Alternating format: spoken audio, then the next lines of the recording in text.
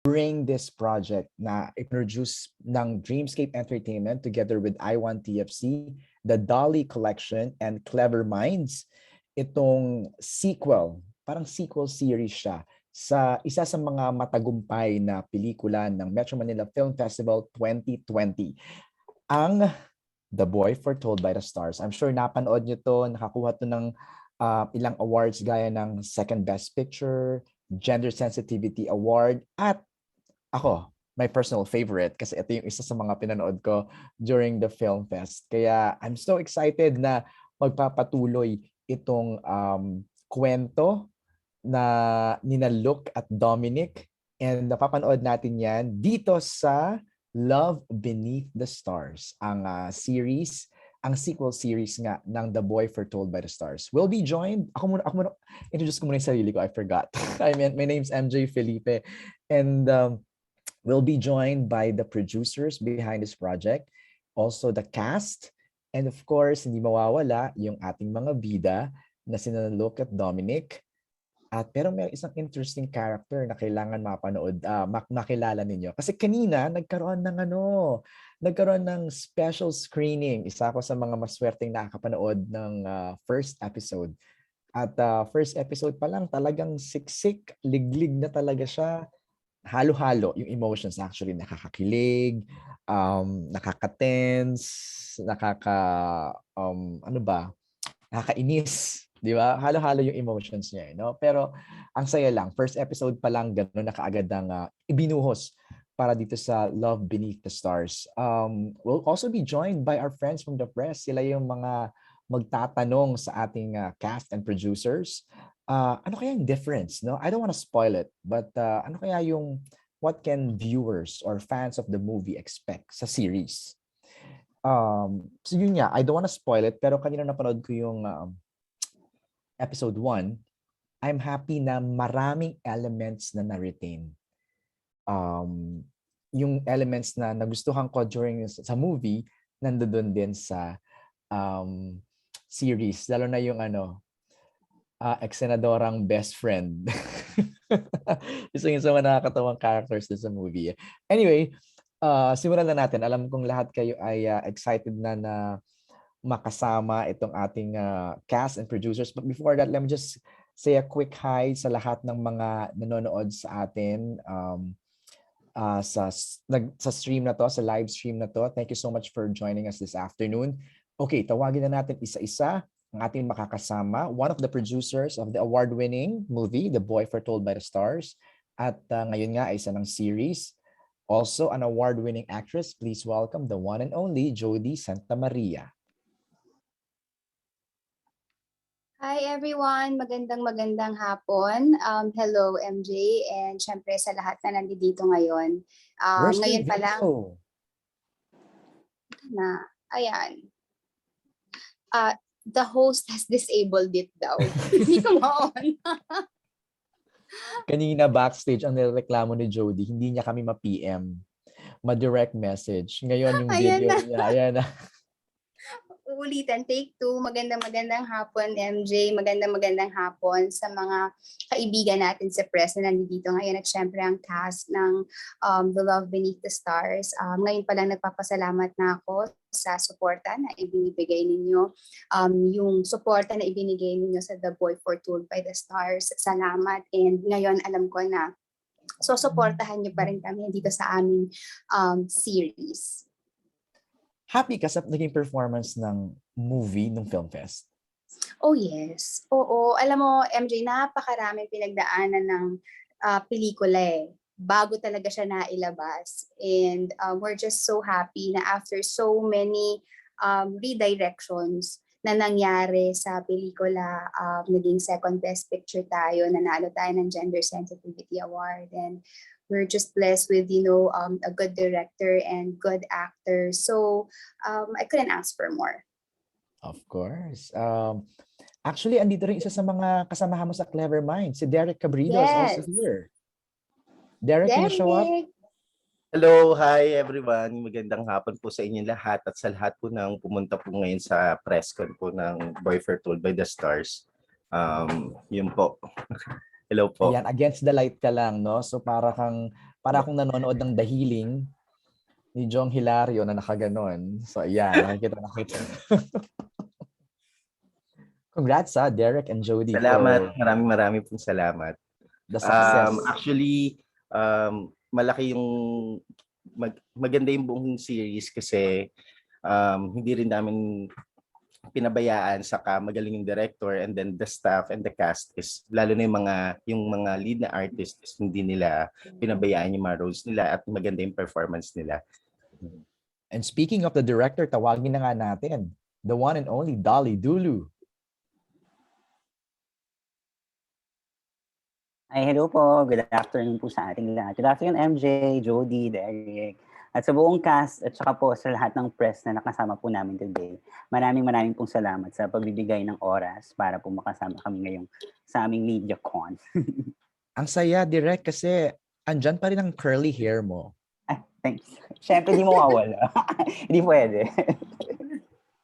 Trademark na yan ni Direk Dolly. Salamat, Direk. Mamaya, magkatanong ako ng mga questions sa'yo, pero diyan ka lang muna. Simulan na natin tawagin ang cast. Joining us is, okay, siya yung sabi ko kanina na exciting yung character sa episode 1 na panood ko. Kasi parang parang mas gwapo. Joke lang. Pangpa-spice ng storya. He plays Gio sa series na ito, kababata ni Dominic, at parang siyang nakikitang malaking hadlang sa Dom look na tandem, no? 'Di ba? Let's call in playing the role of Gio, Von Pixon. Hi Von. Hey Sir MJ, hello po sa inyong lahat. Hello po sa mga nanonood. Thank you so much po sa pagsuporta ng Love Beneath the Stars. Von Pixon po. Yeah. Von, lapit mo yung camera para makita yung kagwapuhan mo ha. Kasi yun ang yun ang reaction kanina. I was reading the comments do sa KTX. Parang sabi nila, oh, yung Gio gwapo, oh, yung Gio gwapo. Oh, di ba? Parang Maraming salamat po. Bale, hindi pa naman po nagsisimula yung series. Bale, nakikita ko na po na marami pong nagsusuporta. Marami nag-aabang sa character ni Gio. Actually, Sir MJ, marami ng Team Gio, sabi nila. Pero abangan natin kung ano mangyayari sa series, kung talagang magiging haglang ba siya kay Dominic and Luke. Tingnan natin po kung ano po yung mangyayari. Did you have to audition for the role, Von? Or were you handpicked? Sir MJ, bale, ang nag-call po sa akin dito, yung kaibigan ko po si Yesh Borsa, isa pong matalik na kaibigan from FU Theater Guild. Siya po yung pumilit sa akin na mag-audition. Sa katunayan po, galing po ako ng Samar. Nasa Samar po ako that time. Tapos kinulit niya ako. Sabi niya, Von, you have to audition for this kasi may racket ako sa'yo, ganyan-ganyan. So ako parang hindi ako naniniwala kasi wala sa akin muna yung bumalik ng Maynila kasi pandemic. I'm with my family. Pero sabi ko, why not? I-push natin to, di ba? Parang siguro ito na yung pagkakataon ko para makabalik ulit sa sa TV. So ayun po, nag-audition po ako. Pero Direct Dolly, ano ba yung hinahanap mo na third wheel? Magaling umarte. Hindi, kasi yung character ni Gio, very complex siya in terms of, meron kasi siyang hugot. Alam mo, meron siyang dinadalang past na hindi niya ma-reveal. Pero at the same time, kailangan yung front niya very charismatic. Kasi hindi naman technically, ini-introduce pa lang siya dun sa series. Tapos, so ang hinahanap ko talaga, syempre yung kahit pa paano, kung ikaw naman yung fan ng movie, parang pag nakita mo yung character ni Gio, pagbibigyan mo, yung kung bakit hindi siya lugi agad kay Kian, diba? Ang gwapo-gwapo ni Kian. So dapat, hindi siya, ang goal is, hindi naman goal talaga, pero objective din na, siguro mahati yung audience at the same time, na parang maging, mapunta sila sa pwesto ni mag-create ng tension, and mapunta sila sa pwesto ni Dominic, diba? If you were, an openly gay guy na pinag-aagawan ng dalawang lalaki, diba? Ganda. So, isa yun sa mga hinahanap ko, diba? Dapat may looks din. Pero more importantly, dapat talaga kayang bitbitin yung character in terms of acting. Magaling kasi yung Adrian tsaka yung Kian so kailangan lumibel siya. Kasi kung hindi, kakainin lang ng buo. Correct. Nako, Abangan natin yan. Thank you, Von. Diyan ka lang, stay put ka lang dyan. Ha? At kayo naman kasama natin. Siya naman ang basketball team coach ni Luke sa school. Isa sa mga magbabawal kay Luke para ituloy ang relationship niya kay Dominic, playing the role of Coach Mark. Please welcome Victor Silayan. Hi, Victor. Hi, everyone. MJ, hello. Direct Dolly, Vaughn, and Jody. Long time no see.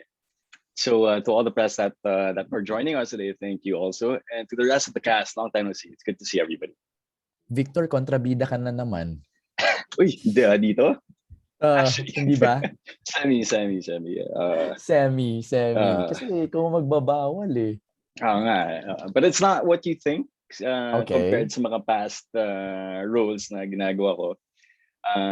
It's an interesting one, and I'm super grateful to be a part of this show, especially na binanggit nga ni Von and Direk na kailangan lumeve lahat ng mga characters dito, and it's so nice to be working with people na coming from the theater world. So it's always an honor and a pleasure to work with people coming from the theater. Medyo semi-kontrabida pero refreshing kasi wala kang hawak na baril. Wala hawak ng baril. Exactly. Walang so I'm actually a good guy. I'm actually a good guy in this story. Okay. Because I'm medyo father figure kay Kian. So I give him the advice. Right. And so that's it. Okay. Thank you, Victor. We'll have more questions for you in a bit. Okay. All right. Thank you, MJ. After Victor, tawagin naman natin ang super cool mom ni Luke palaban sa kung ano ang tama. I think ganito rin siya in real life. Please welcome Nikki Valdez. Hi MJ, and hello po sa friends natin from the press, to our producers, hi Jodes, and Derek, hello, syempre ang aming super cool director, si Direct Dolly. Oo, para lang namin siyang playmate sa shoot. And of course to our co-actors, my co-actors, syempre ang leads natin, Kian, hello, anak ko, and Adrian, and syempre Ate A, sa lahat po na nandyan. Kuya Nico, hello. Alam mo, tama yung description sa'yo, yung cool mom, because I saw episode 1 and actually sa episode 2 ka eh.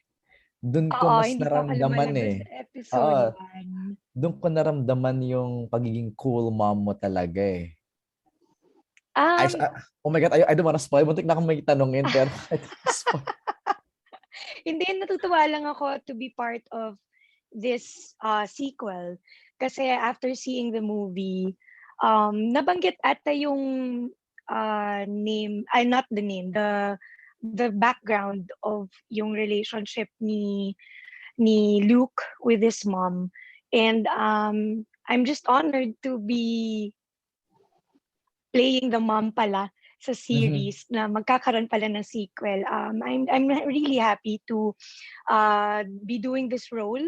Maganda yung backstory niya, being not only a cool mom, but more of accepting and understanding of her son's choices and decisions.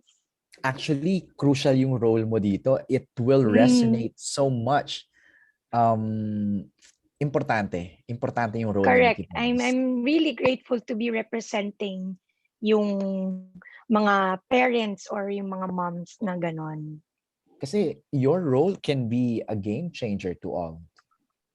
You know, it might send that message na baka mas, I don't know, I don't want to spoil it, but yeah. mamaya na yung ibang tanong. Thanks, Nikki, ha? Salamat. Thank you, MJ. Okay, after Nikki, let's call, eto na. Yung understanding dad naman sa side ni Dominic. Sabi dito, lahat daw ng mga Becky sons will love him kasi nga ang understanding niya. Let's call in Romnick Sarmienta. Hi, Romnick.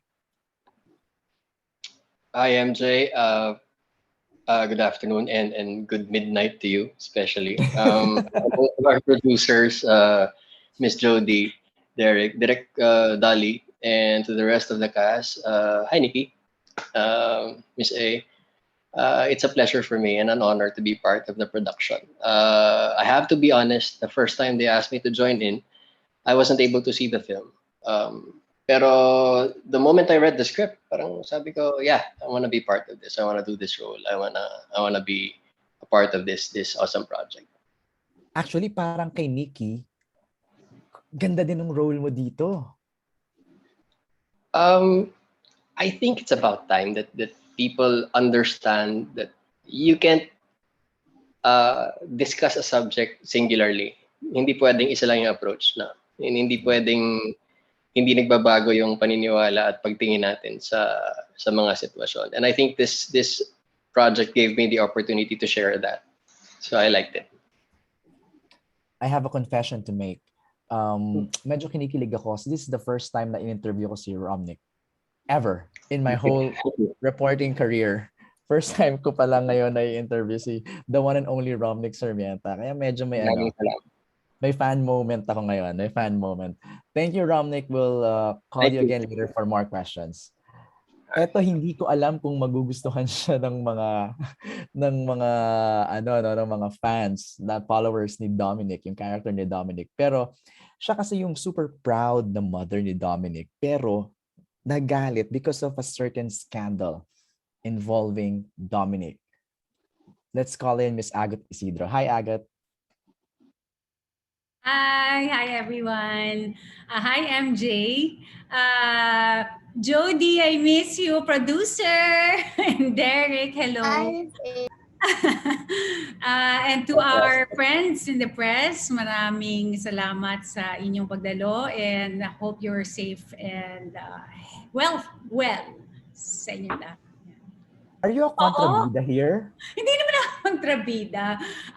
Ako lang siguro nagre-represent dun sa mga close-minded na mommy, medyo traditional, medyo makitid ang yung hindi sila sanay siguro na ganun. 'Di ba na tapos meron silang parang hinahangad para sa kanilang mga anak, 'di ba? Meron na silang idea na gusto ko yung anak ko ganito. So, pag hindi nangyari, parang sila yung gumuguho yung mundo nila tapos they take it against the child. Yun. Right. Napanood ko yung nasa teaser ka ng episode 2 eh. Parang sinasabi mo doon na, this is not you. May mga ganun kang linya kasi nga, di ba? I mean, parang sa kanya, meron na siyang, na-set na yung mind niya na ganun si Dominic eh. 'Di ba? Tapos very siya, para siyang tiger mom. Alam mo 'yon, yung parang yung successful achiever. Kailangan number 1, yung parang meron pa ako dun sa sinulat ni Dolly na parang bakit number 2 ka lang ng element, parang hindi ka valedictorian, salutatorian ka lang nung elementary, dapat ngayon valedictorian. Yung may ganung pressure. So, maraming ganun eh. So, yun, sana makita nila na parang wag naman i-pressure yung mga anak na ganun. Alam mo, natuwa ako niya kasi na-obsess ako for a time sa mga Tiger Mom documentaries. Kaya alam ko yung role mo na yan. Okay, we'll ask more questions sa iyo later, Agat. So we'll call you again in a bit. All right. Siyempre, hindi makakumpleto ang ating discussion or press con for this afternoon kundi natin kasama yung dalawang bida. Let's start first sa MVP ng basketball team at MVP din sa puso ni Dominic. Let's call him Kian Johnson. Hi, Kian.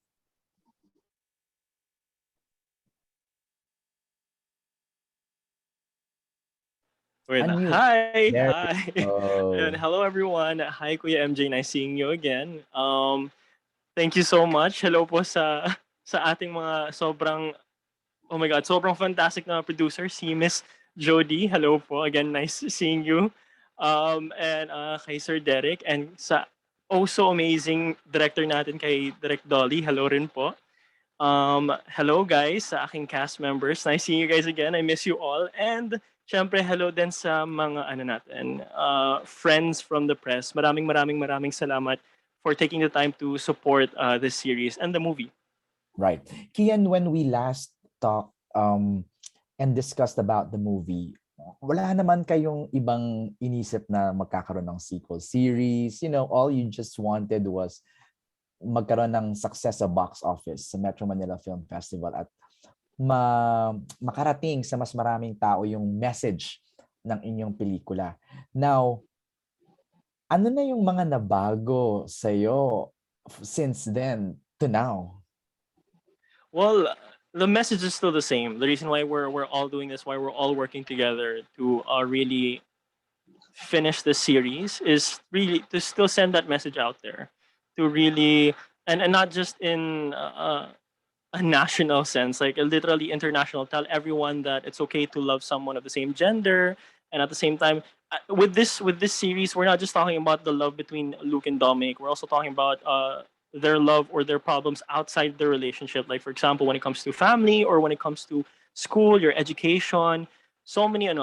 Basically, for this series, the message we're trying to send out there is we're trying to help guide the people who are having similar situations and help them how to put this, solve them through telling the story of Luke and Dominic. Ang ganda How ng, Luke and Dominic solved these problems. ang ganda nung sinabi mo, Kian. Kasi dun sa Boy Foretold by the Stars, nakasentro sa inyong dalawa lang yung love, yung storya, yung kwento. Pero now you're bringing it outside, you know? It's yung community na the people around you, apektado na sila ng inyong pagmamahalan. Yeah. Doon iikot, I think, no? Yung Love Beneath the Stars, the sequel series. And there are so many other personalities that you can notice from the series. Like for example, when it comes to my side, like let's say with Miss Nikki Valdez, my mom in the series, she's so understanding, she's so caring in the series and in real life actually, because I got to talk to her personally, and she's an amazing person, an amazing actress.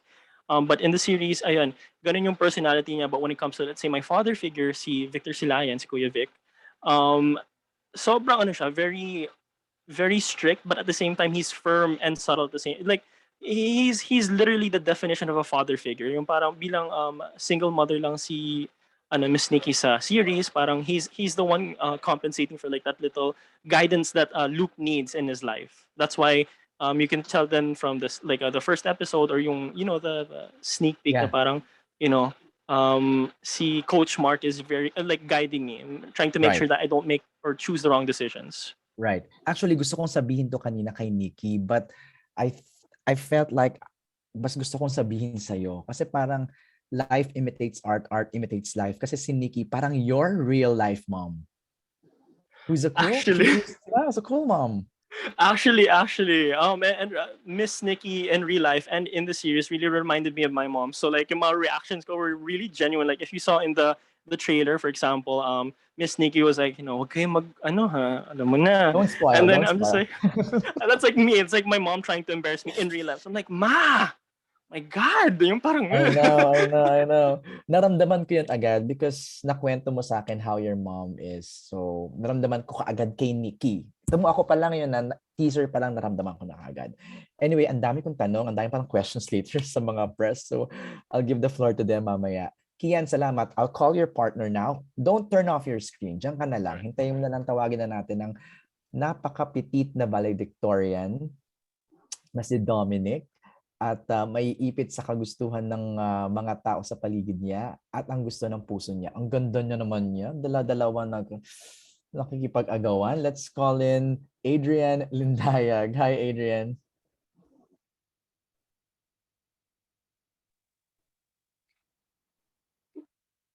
Hello, Kuya MJ. Hindi ko ma-start yung video ko kanina. Hi, Kuya MJ. Kamusta dyan sa LA? Hello, Direk Dolly. Babati din ako kay Direk Dolly. Miss Jody, tayo Direk. Hello po. And andyan din si Von. Hi, Dong. Si Kuya Jom, Ate Nikki, Mommy A, Kuya Nico, Kian. Hi, partner. And of course, yung mga kaibigan natin sa press, thank you po for joining us here today. Thank you po sa pagnood ng special screening namin. So, pinaghandaan mo ba na naka-coral ka na polo? Inisip ko nga po kung anong kulay ng polo. Sabi ko, dapat mag-polo ako kasi media con. Pero inisip ko kung anong kulay, parang dapat pink.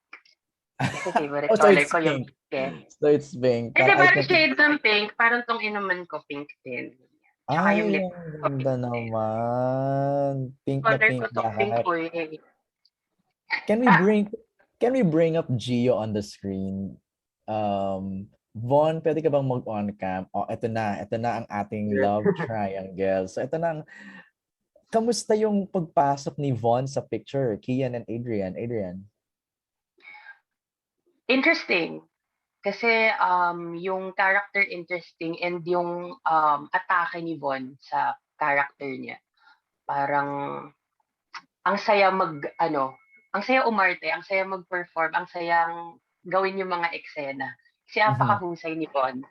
And I'm so excited for everyone to witness how amazing of an actor that he is. Wow. Meron akong exciting question pero bago yan, panoorin muna natin yung trailer ng Love Beneath the Stars, the sequel series. Let's watch this.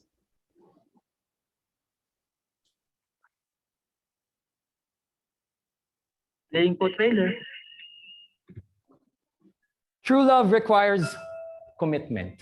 Dahil ang tunay na pag-ibig ay lumalagpas sa tunay at simpleng nararamdaman mo lamang. Dapat kapag nagmahal ka, meron kang paninindigan. I love you, Luke. I love you, Dominic. So ano nga, kayo na ba? I think. Bakit parang di ka sure? I don't know. Hindi pa namin napag-uusapan. Pero sa grad ball, mag-date kayo. Siguro. Speaking of grad ball, what's the plan? Are we going together? Hi, Tita. Hi. This is Dominic. My boyfriend. Boyfriend? Oh my God! Sino kakaloka? Ikaw dito? Bakit mo ginagawa na kwento mo?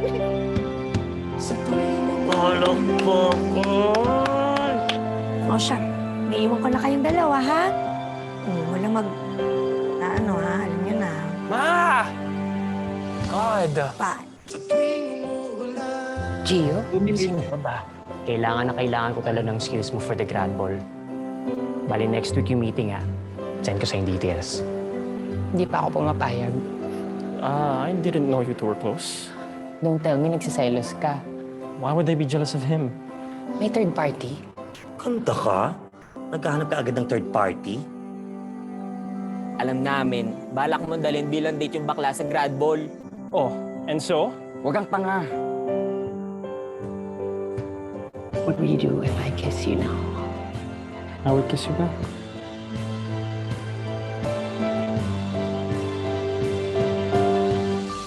Bakit daw natin pinayagan na maghalikan ang dalawang lalaki sa isang all-boys Catholic school? Paano ito nangyari?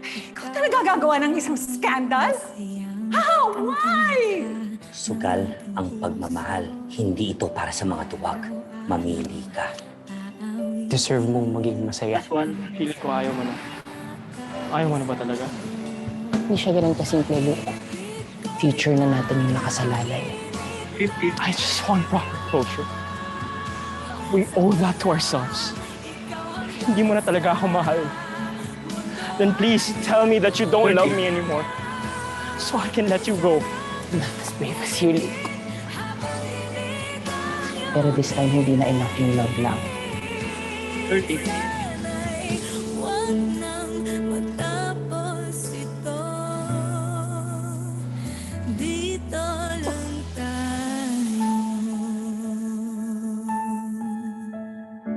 As 15, standby po. In 10, 9, 8, 7, 6, 5, 4, 3, 2, 1, cue. I rarely get teary-eyed sa mga nanonood ako ng mga ganyang trailer, you know. But we're about to start our Q&A, but let me just call in Jody. Jody, can you come up? I just want to say and Derek, salamat for believing in this project. Salamat for telling this story. Actually, malaking factor kasi yung material ni Dolly. Simula pa rin naman nung pelikula pa lang siya. And from concept pa lang talagang inalagaan talaga ng director yung material. So malaking factor yon. So at the same time din, malaki rin naibigay ng cast para mabuo ng maayos at maganda yung buong serye. Every story naman talaga is worth telling, hindi ba? And maganda talaga din yung mga dramatic points ng pelikula. The characters are so relatable. Alam mo, yung kilala natin sila. I guess that's why when you watch it, it has that, effect on you. It is, a person's heart that you're watching it. It's a person's story there. And regardless of gender or race or social status, parang love is really universal. Yeah. And thank you for casting Adrian. Malaking I don't know, hindi ko siya ma-measure in my heart right now while watching. I'm not being showbiz because I'm just hosting this press con. Pero ang sarap lang talagang panoorin na yung love story na to ngayon ang nabibigyan ng spotlight. It's your friend's love story. It's my love story. It's Adrian's love story. Alam mo yon, so nakakatuwa lang. Before I get emotional, let's start the Q&A. Kasama natin si Justin Irons ng Corpcom. Here we go. Nag-on camera ng ating mga cast. Justin, magandang hapon. New haircut. Hi MJ, hi everyone. I'm Justin Irons of EBS-CBN Corporate Communications and maraming salamat po sa ating friends from the media sa mga nagpadala ng tanong. Super excited sila MJ to ask questions and sorry do sa mga hindi na namin ma-accommodate due to the limited time. Pero yun, I hope ma-discuss yung mga questions nyo sa Q&A portion natin yun. And for the first question, we have from Random Republica, we have Ate Kate Adahar. Ate Kate. Hi, thanks Justin. Good afternoon. My first question is for Direk Dali. Direk, gaano kahirap or gaano kadali dugtungan yung story from the movie na ginawa ngayong series? Hi Kate, good afternoon sa'yo. Siyempre, paano ba? Parang madali na mahirap. Mahirap kasi magsulat ng series. It's actually my first time writing a series. I've produced numerous series for I1. Pero yung ako talaga mismo yung nagsulat ng series.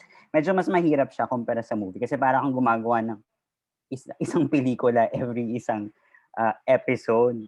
Pero yung thing is, kasi diba sa series, lagi siyang may highs and may lows. And it always has to end with a bang. Alam mo yun, lagi siyang may ganun, may cliffhanger siya sa dulo.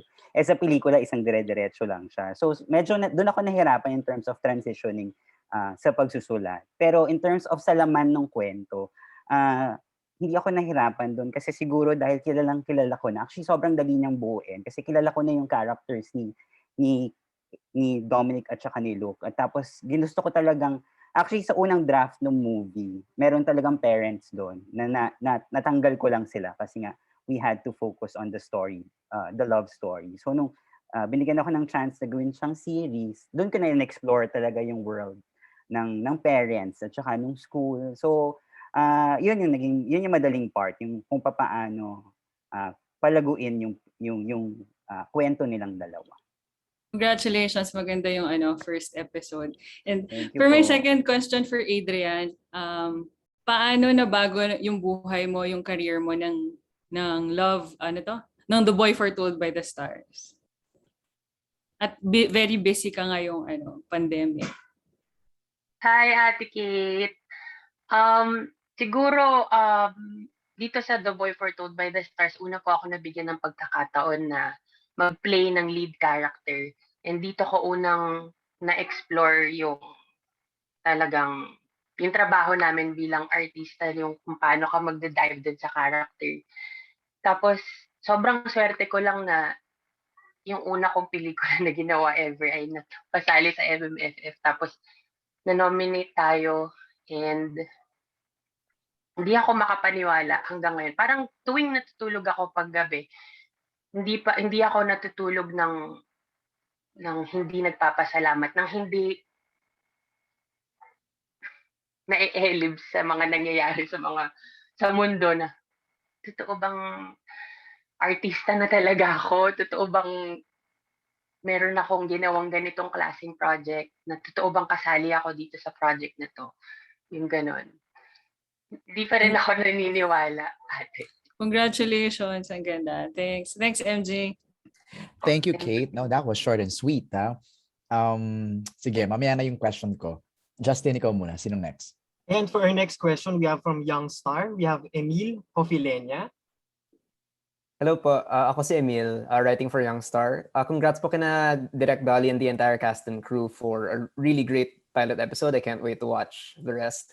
Yung first question ko is for Direk Dolly din po. How has your approach when writing these characters and their relationship changed from when you originally wrote this story as a play, moving to a series, moving to a film, then moving to a series? Siguro kasi, how did it change? Siguro yung tema, yun yung nagbago. Because the movie, diba, the theme of the movie was really about destiny, believing in one's destiny and finally, being destined to your soulmate. And then yung theme kasi nitong series, it focuses more on commitment. Parang yun yung pinaka-tema ng buong 6 episodes na to is how, diba, pinagtagpo na kayo ng tadhana. Ngayon, the real challenge comes na how do you stay committed to the relationship that, faith brought to you. So yun yung, doon ako umangka na parang all their decisions, character decisions ni Dominic, ni Luke, ni Gio, even the parents focuses on, that commitment. Kasi every character has their own commitment to their own families, diba?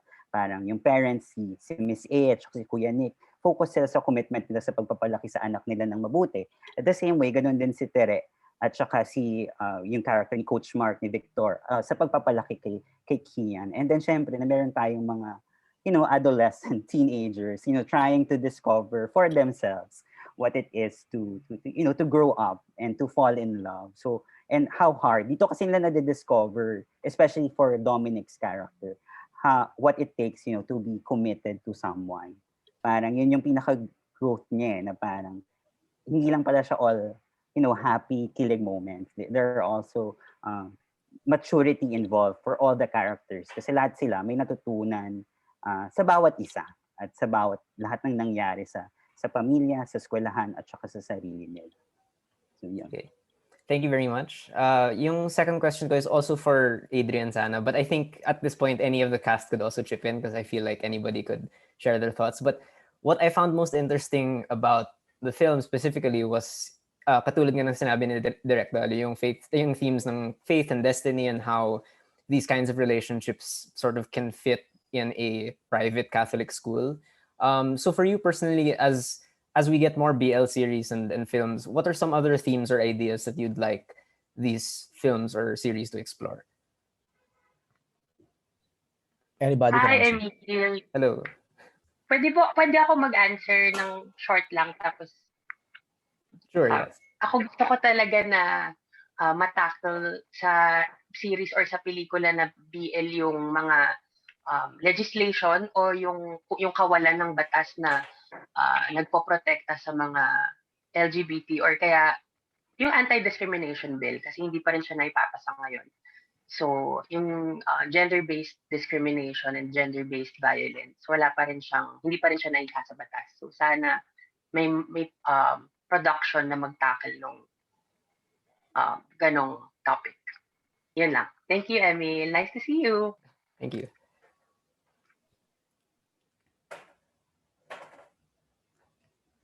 And then there was silence. Emil, happy ka na ba doon sa sagot ni Adrian? Actually, very, very good answer also. So if that's all, then thank you very much anyway.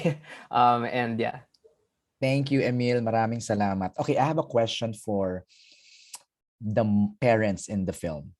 Nikki, Romnick, Agot, and the father figure, Victor.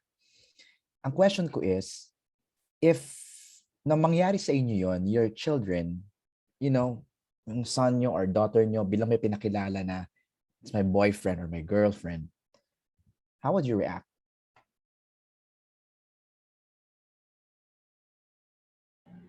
Umpisahan na dun sa may mga anak.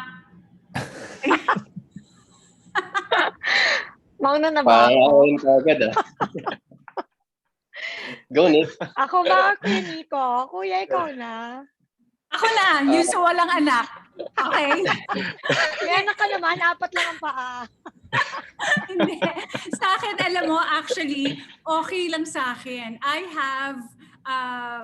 have 3 brothers, but 2 of them are gay. And my parents are so open, and they're like, nung nag-out yung kapatid kong isa, sabi nung parents ko, alam naman namin yan. So parang there was no need for them to be formally coming out. Diba? So ako cool na ako dyan. Tsaka I have a lot of friends from the LGBT community, and I love them all. Sobrang Yeah, opposite yeah. ng character mo dito sa ano. Oo, sobrang opposite. Ako naman, since my daughter just turned 13 recently, my Olivia and I were very open to each other. We tell her that anything that you want to know, kahit alam mong hindi kami agree at some point, ang importante is you are open to us. And I was just talking to si Direk Dolly. Sinabi ko nga na pwede bang mapanood niya itong series namin because at the age of 13, she has recently asked me what is being a pansexual daw about. So ako, sa totoo lang, hindi ko alam yung sasagot ko kasi hindi ko alam. I'm not very much aware of yung description ng preferences ng mga tao. So, but I made the research on it, and ako, ang take ko dyan is, sabi ko nga, my character here resonates so much because I found myself telling her na it's okay. Ako, I would rather you discover on your own kung ano yung tingin mo, ang choices mo. But yon, be open. Yeah. And like what Ate A said, my 24 years, I have been exposed to the LGBTQ plus community. All my life, di ba, nakapaligid sila sa amin. They're very happy people. And again, as Jody said, love is universal. So who are you to choose for a person?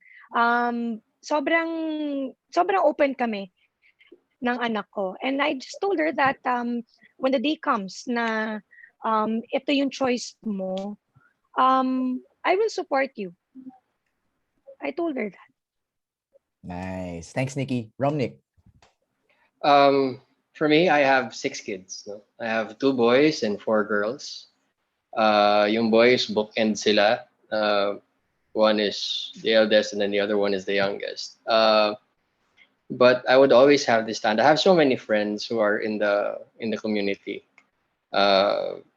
Growing up from grade school, dami ko nang kilala, and then getting into the business, and then working in this industry for so long. I think my understanding grew along with me.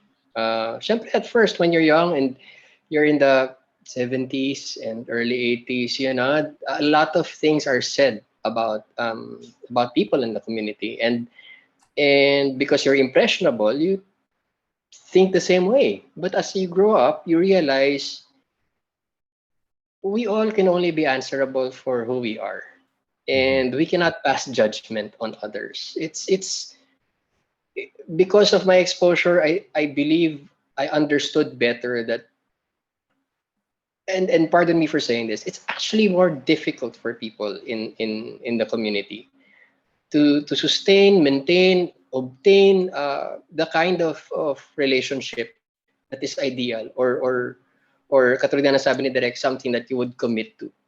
And if they're already having that problem, ba't pa ako dadagdag, diba? If my children will always be open to me, they should understand that I will always be there to support them.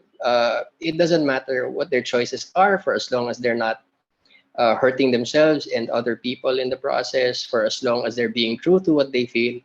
And then I want them to know that I am proud of them no matter what, you know, because my children are my children, whatever happens. Right.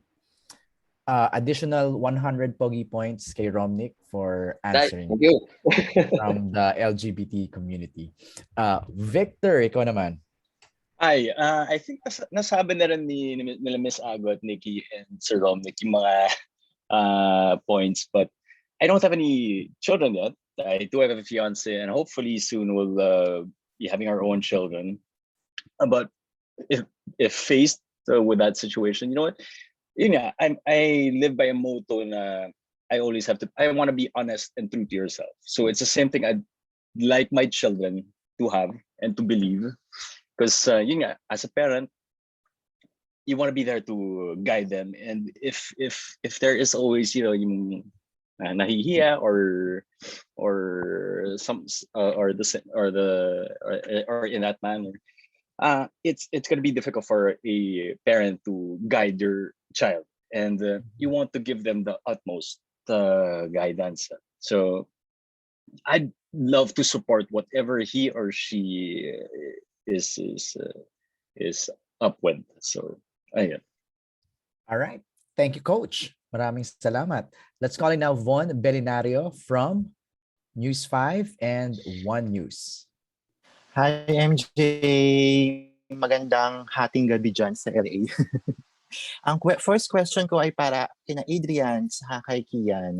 Hi, Adrian. Hi, Kian.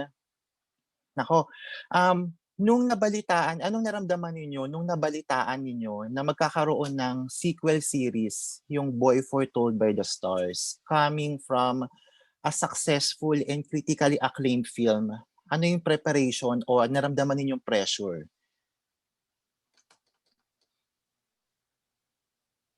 You want to go Sir first? Von. Hi, partner ako. Hi, Sir Von. Sobrang na-excite kami ni Kian na magkakaroon ng series, na magkakaroon yung continuation. Kasi I agree with many of the fans na bitin yung ending ng pelikula. And actually, sobra ko kasing binigay yung puso ko dun sa project and sa mga taong involved sa production na to. So, hindi ako masyadong nangamba. Kumbaga, meron akong complete surrender and trust sa lahat ng mga parte ng kwento ni Dominic and Luke, sa scene partners, sa mga co-actors ko, sa director ko, sa mga producers namin. So, na-excite lang ako. Sobra akong na-excite na lalago yung kwento ng pag-iibigan ni Luke and Dominic, na marami kaming makakasamang iba pang mga magkikwento ng kwentong yon with us. Yan, mga bagong cast members. Yon. Super excited lang. Super excitement yung naramdaman ko. Thank you, Vod. Thank you, Adria. How about you, Kian? Oh, I can agree with what my partner said. Every inch of this whole production, from of course the producers to our amazing director to the cast to of course our staff as well, we all poured our 110%. We really poured our hearts out, blood, sweat, and tears. Yeah, I'm so thankful to be part of this wonderful production, this wonderful team. Thank you so much. But sa totoo lang, I also want to give credit din sa mga fans, because of course, partly the reason why din natuloy ang Love Beneath the Stars is because of the fans, how do I put this? So sobrang in demand yung gusto ng fans na magka-sequel, magka-second movie, or magkaroon ng series. It came to the point, of course, syempre, we don't want to disappoint our fans. And of course, Dreamscape, ABS, the whole production didn't want to disappoint the fans as well, bilang they love the movie so much. Kaya they're also partly the reason why this little dream, this continuation of this big dream that we have came into play. So maraming salamat sa mga nag-support din sa movie at ang humingi ng sequel. Ito siguro second and last question ko para din sa inyo, Kian and Adrian. Ano yung thoughts ninyo on the emergence of BL stories dito sa Philippines? Movie man, online series, etc. Na parang it opened more doors para mas maintindihan ng lipunan that same-sex relationships should be accepted. It's normal to fall in love with same-sex or sa LGBT community? Siguro ikaw, Adrian, bilang kapatid. Correct. Thank you for that question, Von. Sobra akong excited ulit kasi it's been a long time coming. Matagal na nating hinihintay na makita yung mga sarili natin sa pelikula, sa TV, na nai-in love. Matagal naman ng present ang mga LGBT sa pelikula at sa TV, pero parang hindi sila nabibigyan ng rom-com, ng kilig story. And hinanap ko yun kasi mahilig ako. Tayo mga Pilipino, mahilig tayo manood ng mga kilig eh. 'Di ba? Laking star cinema tayong lahat. And inaabangan talaga natin yan sa sinehan. Yung mga kilig stories na yan. And nasasad ako growing up na hindi ko napapanood yung sarili ko na kinikilig. And ngayon kinikilabutan ako tuwing may mga nagko-comment and nagbe-message ng mga fans na finally nakikita na nila yung sarili nila sa pelikula, sa TV, na pwede din silang magka-love story. Kasi sa totoo lang, hindi pa rin naman ako nakaka-experience ng serious na relationship. Pero parang dito, through Dominic, na-experience ko yung ganong klaseng pagmamahalan. So maraming salamat po, Direk Dolly, kasi binigyan niyo ako ng pagkakataon na gumanap bilang Dominic. And parang binibigyan ko ng hope yung 10-year-old self ko na ni Adrian na pwede ka ring ma-in love, girl. Ano ka ba? Maghintay ka lang, mangyayari din yan. And siguro, mabibigyan ng tapang yung mga and hope yung mga bata ngayon na mapapanood to na pwede rin yan mangyari sa akin. Na deserve ko rin na mahalin ako ng ganyan. So, yeah. Wow. How about you, Kian? Deserve nyo talaga. Deserve natin. Correct. Ikaw, Kian, from a perspective ng isang straight guy, what are your thoughts? Well, I mean, I think everyone knows naman I'm also a proud ally of the LGBTQIA community. So para sa akin, my perspective, I think it's something that everyone, not even just everyone in society, but of course the community has been waiting for. It's basically like parang a sigh of relief na parang finally our story gets to be told. And I think para sa akin, it's a huge step forward for the LGBTQ plus community because of course it shows how evolved society is in accepting the community. Before, of course, as history knows, parang there have been so many complications, ganun. Now it's to the point na even the MMFF has accepted the LGBTQIA community to the point na ayun nga, they allowed our movie to be part of the top 10 official entries. So of course, that's a huge step forward for us. It's a proud moment for us. And for me as a proud ally, my perspective, my just observing all of this, nakaka-proud din.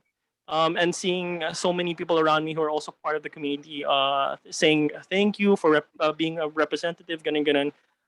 Nakaka-proud din para sa akin hearing na I really made a mark sa community because of course I was brave enough to tell their story. At the same time, how I was brave enough to say or be part of this whole movie, ganun. It's just, until now, it's still all very overwhelming. But at the same time, I'm very, very proud.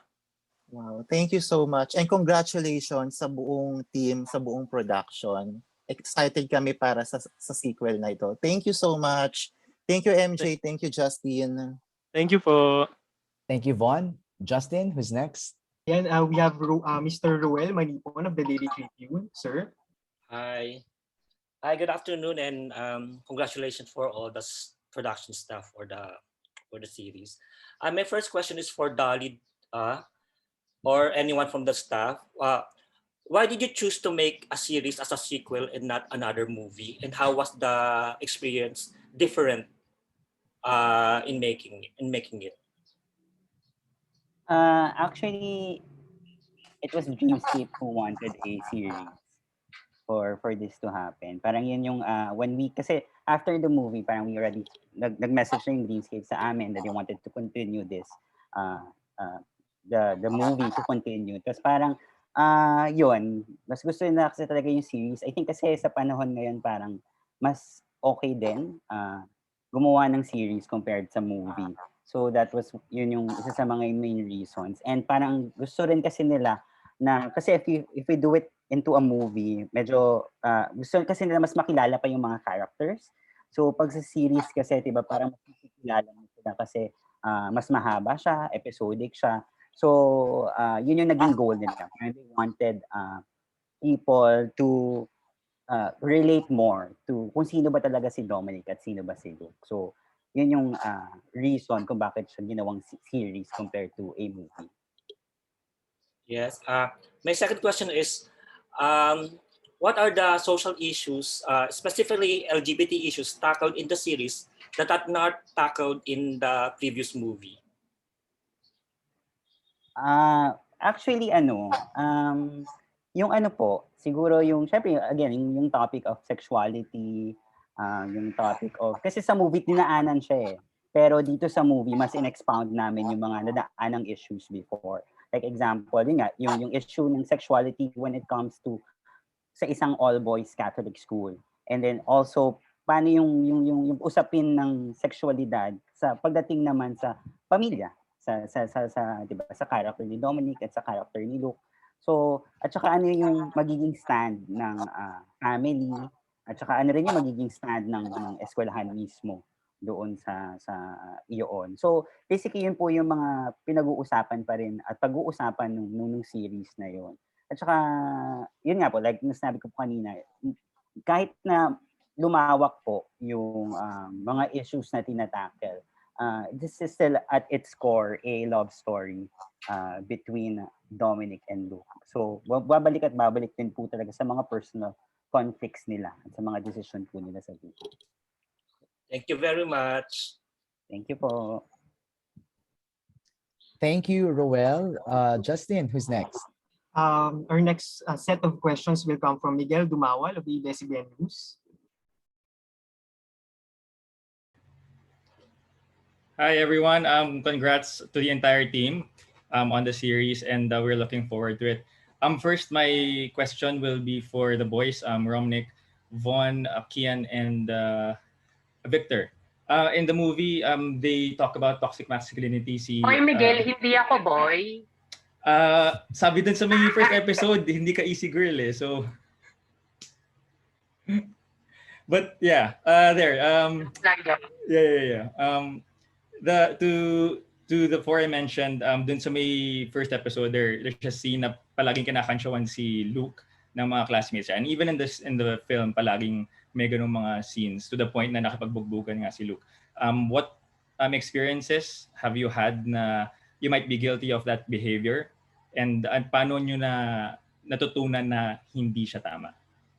Toxic masculinity.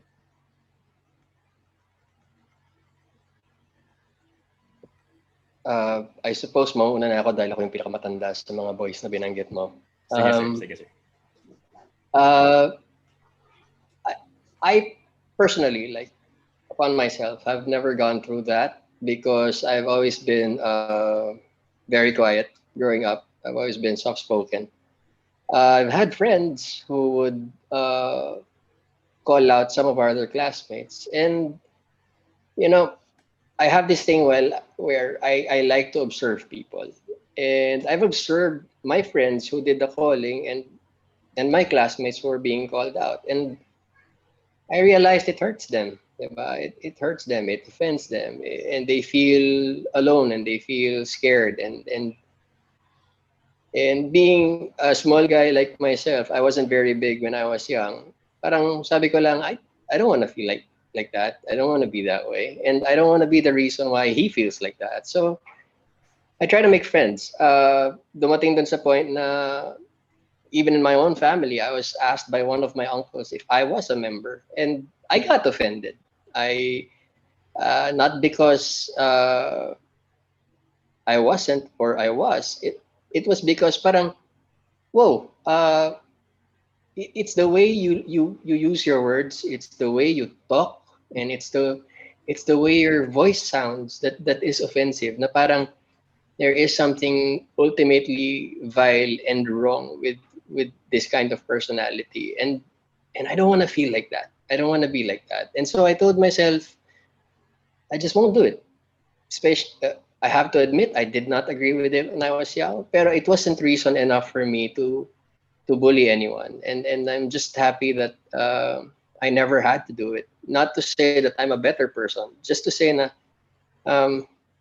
I guess even at an early stage, I was a little bit more sensitive as to how people would feel. And I wanted people to feel the way I'd want to feel, like you're always safe, you're always welcome to share your opinion, you're always a part of a bigger group. And so personally, I never practiced any of it.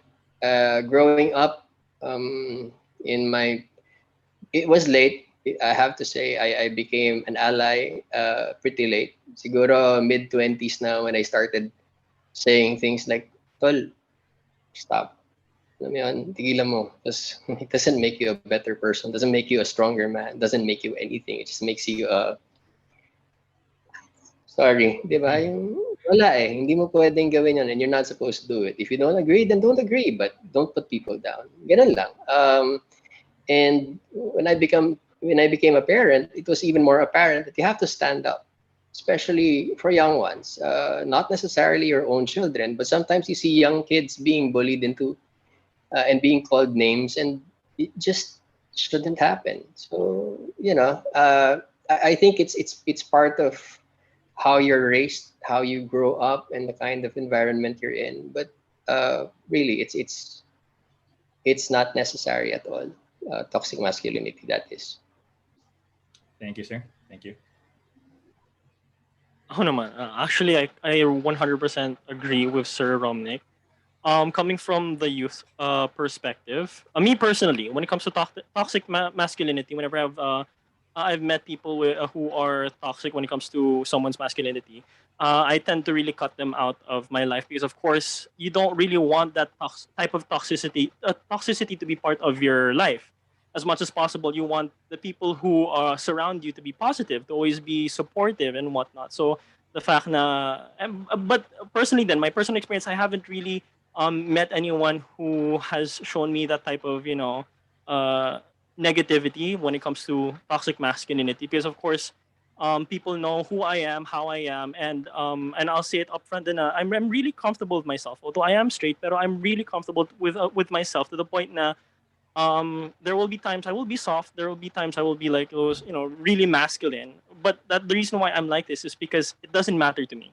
I am who I am. If you cannot accept me, then it's better if you move on with your life without me. So that's just me personally. But in general, I think it's best then um, we have to try to reduce toxic masculinity as much as possible, because of course not just for people older than us, but of course ang focus natin is the youth, because we don't want to really influence people who are younger than us to be like this, to be negative, to tell them na parang men should always be strong and we never cry and whatnot. Because of that type of negativity is what affects a lot of men nowadays, na parang we're afraid to express our feelings. We always have to be hard and strong, but deep down inside it's really hurting us.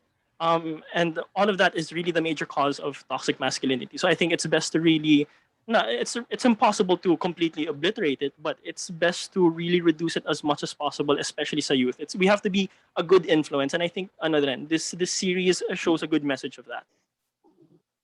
Thank you, Kian. Yeah. Could I go next?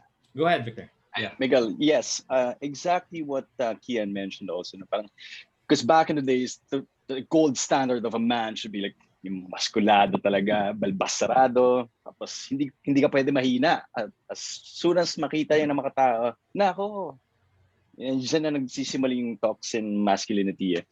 But again, it's a new era. We're living in a new time na, hey, it's okay to be soft.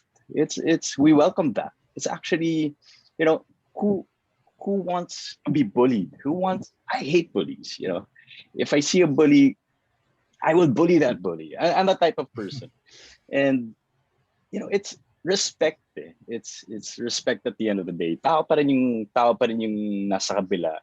And me personally, I remain indifferent kasi. And this industry, the showbiz industry, modeling industry, I've been immersed with the whole community, and observing na parang, after all, we're all human beings. We share the same values. We share the same beliefs.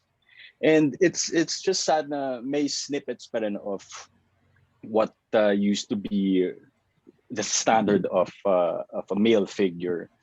And it's good that we are changing our perspectives about this slowly, but it's actually, yes, a huge step already. And this show is also on that side, na showing that hey, it's okay, and we'll stand up for who you are, for what you are, for what you believe in, because we're all human beings at the end of the day. We're all we share the same space. We live in the same area. We live in the same planet. So yeah. Copy. Thank you, Victor. Ako naman po, Von po. Hello po, Sir Miguel. Hi, Von. Growing up po, I've seen a lot. Siguro mga elementary ako, nakita ko maraming mga classmates kong nabubully because may soft side sila. And I've realized na may soft side din pala talaga yung mga lalaki. It's just that yung culture natin as a Filipino, napalaki tayo no, na parang kailangan yung lalaki ganito, kailangan yung lalaki makisig, kailangan yung lalaki hindi malambot. Pero I've realized na we're just human beings, 'di ba? Marami tayong mga hindi pa na na-discover na personality sa sarili natin. Even yung mga guys, unti-unti nilang na discover na may soft side din pala sila. It's just that marami ngayon yung natatakot din talaga. Tama yung sinabi ni Kian na parang ang daming natatakot na mga guys ngayon na na-express yung soft side nila because yung culture dito sa Pilipinas is parang na-impose sa atin na kailangan yung lalaki ganito, kailangan yung lalaki para makisig lang. And it hurts me. It hurts me kasi I mean, it's a matter of respect nga, sabi nga ni Sir Victor. Respeto lang tayo kasi may puso din tayo eh. 'Di ba? Marami din tayong mga pagkukulang, marami din tayong imperfections sa buhay natin. It's just that parang kailangan lang din talaga natin i-accept kung ano yung meron sa isa't isa. Tanggapin natin kung ganun sila, tanggapin natin. Huwag tayong maging toxic, huwag tayong maging huwag natin ipalaganap yung stereotype na lalaki ganito, yung babae ganito dapat.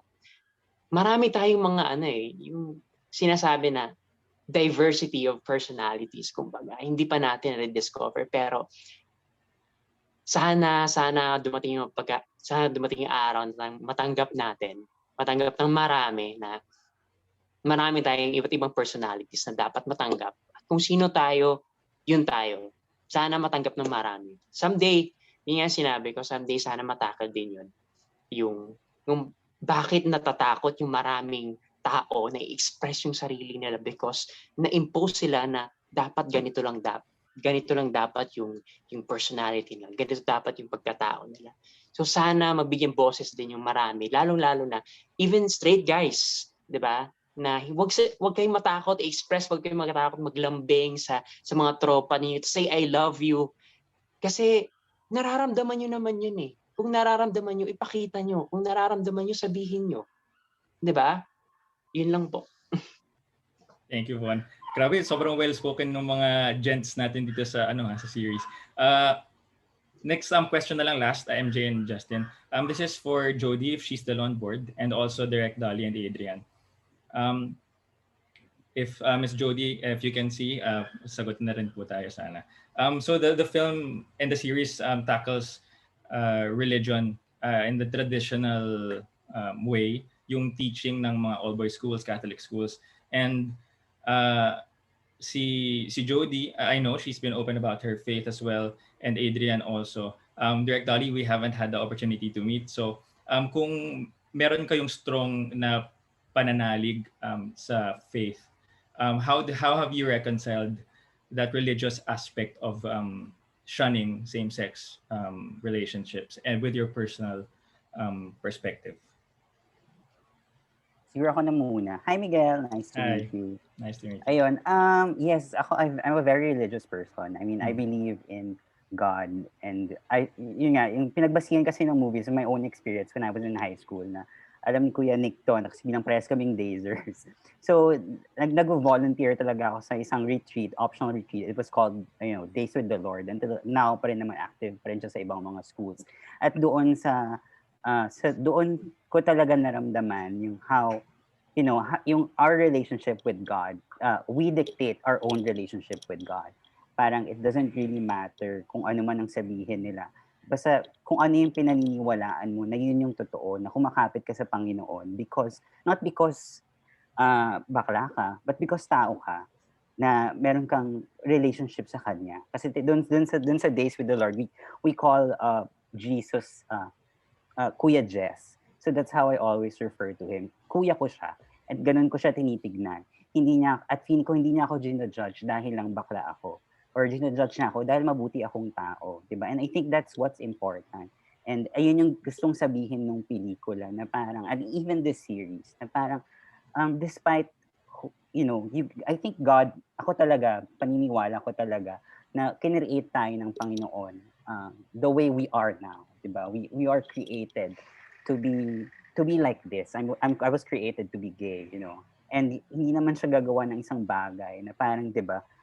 Ikasasama natin, 'di ba? Mahirap maging bakla, pero kailangan mo siyang pagdaanan para mas maging, matatag ka sa paniniwala mo sa buhay, pati rin ang paniniwala mo sa kanya, na all things were created for a purpose. And that's what I want to ipakita sa pelikulang ito and sa series na regardless kung bakla ka, basta hindi question yung pagiging bakla when it comes to religion. It can coexist. Hindi porket bakla ka, hindi ka na pwedeng maging religious. Hindi porket bakla ka, kailangan mo ng, alam mo yun, i-disown si God kasi sinasabi ng mga tao dyan, kinukutan ka ng mga Bible terms against, homosexuality, diba? Hindi mo naman sila kailangan pakinggan. Basta alam mo sa sarili mo na wala kang ginagawang masama, it will shine through, at the end of the day.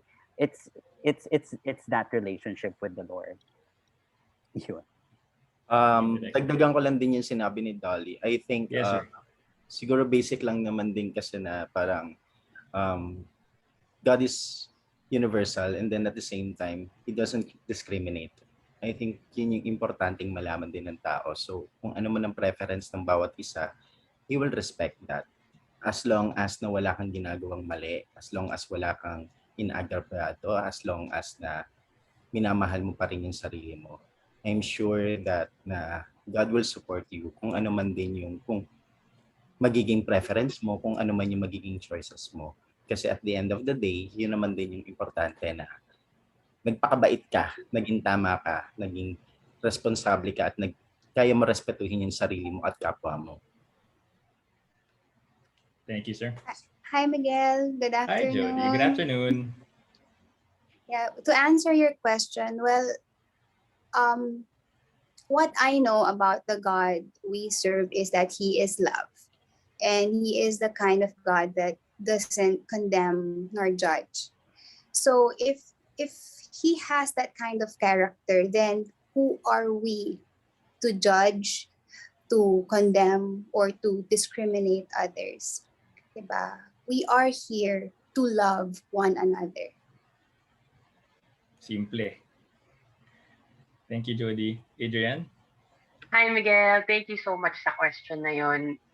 Quote ko lang din yung line ni Dominic dun sa pelikula. To love is to honor God because God is love. So in that sense, medyo pareho kami ng perspective ni Direk Dolly. And ako personally, yung faith ko, marami ng pinagdaanan yan.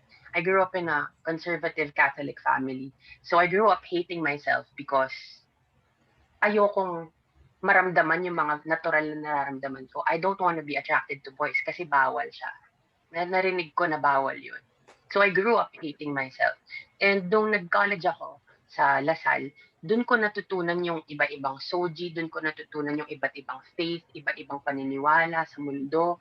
Doon ako naging liberal and naging atheist ako actually that time. Tapos, it didn't work out kasi fundamentally, I'm a very spiritual person. And so ngayon, umabot na ako sa pag-merge ng truth ko as a person and ng relationship ko with God and spirituality na because God is love and to love is to honor God, we have to understand that if only I had a choice, Miguel, if only I had a choice, I would just choose to be straight kasi mas madali maging straight. But I wasn't born that way. I have these natural urges and bakla ako eh. If may feminine side ako.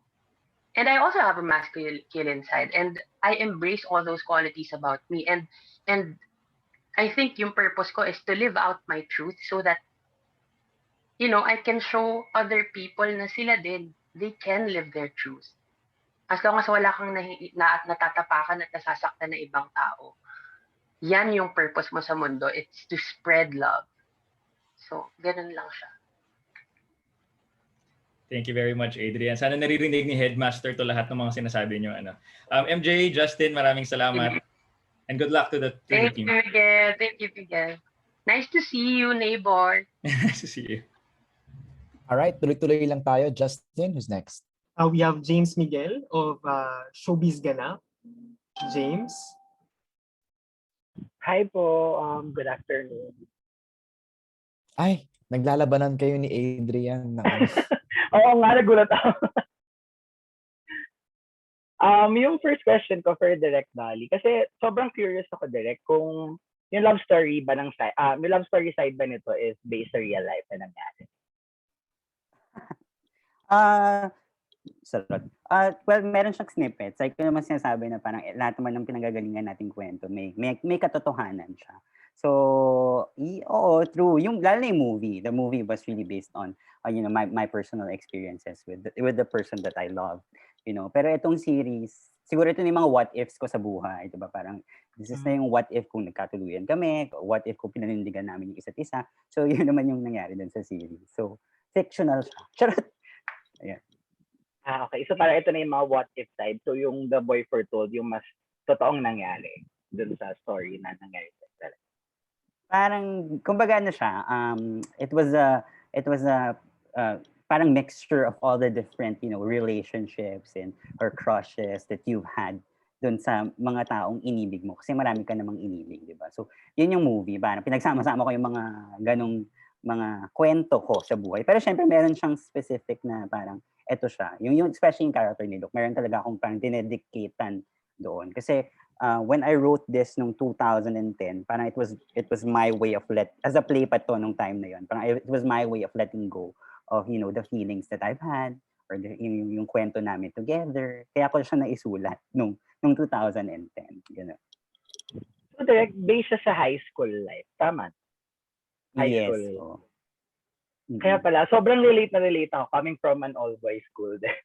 As in, halos lahat nung kwento ng story na re-relatean ko. So, ayun.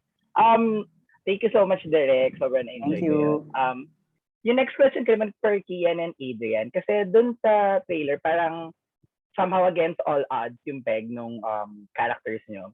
Kaya ba personally, ano yung stand nyo sa pag-take ng risk sa mga taong mahal nyo or na makaka-apekto din sa buhay nyo like career or sa personal or sa family life? And willing ba kayo take your risk? Why and why not?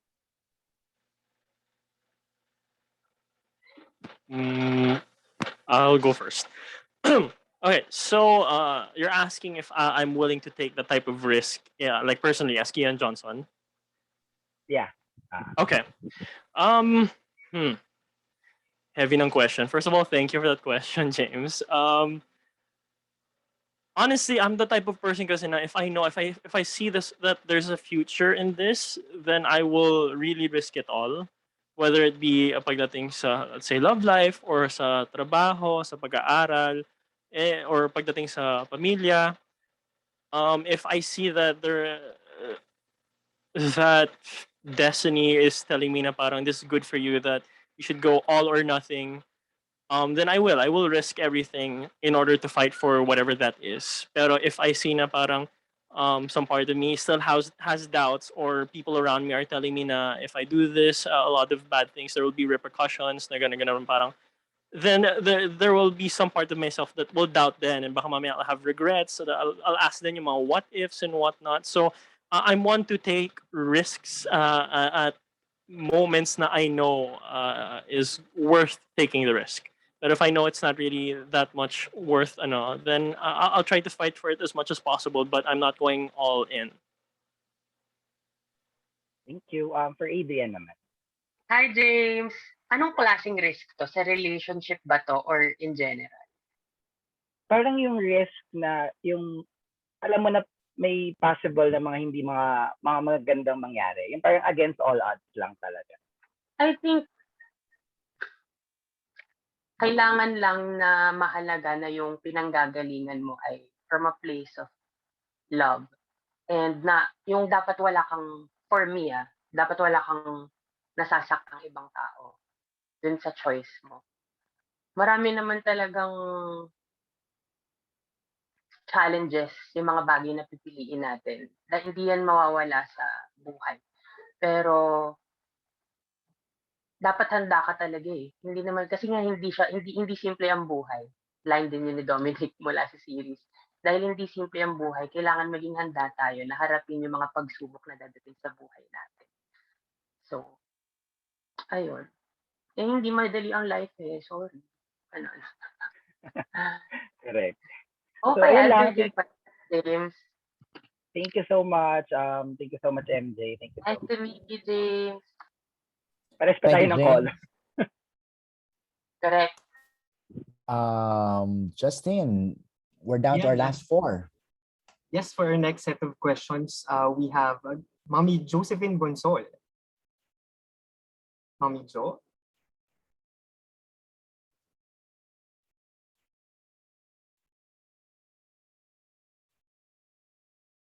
Ayan, nawawala yata siya. Pero nandito siya sa Zoom. Sige, tatalo na lang tayo, MJ. Balikan na lang natin si Mommy Jo. Ayan, tumalon ako. Alright. May problema sa internet connection si Gabby. So tawagin ko na lang si Sir Brian Albert Abilido, Chicanes Avenue. Sir Brian. Hey! Mabuhay! Congratulations! Ayan. So yung first question ko po, wala ko. Yung first question ko is kay Kian. Kian, congrats! Hi, thank you. I love your energy. Thank you so much. Siyempre dapat full energy palagi. Ayan.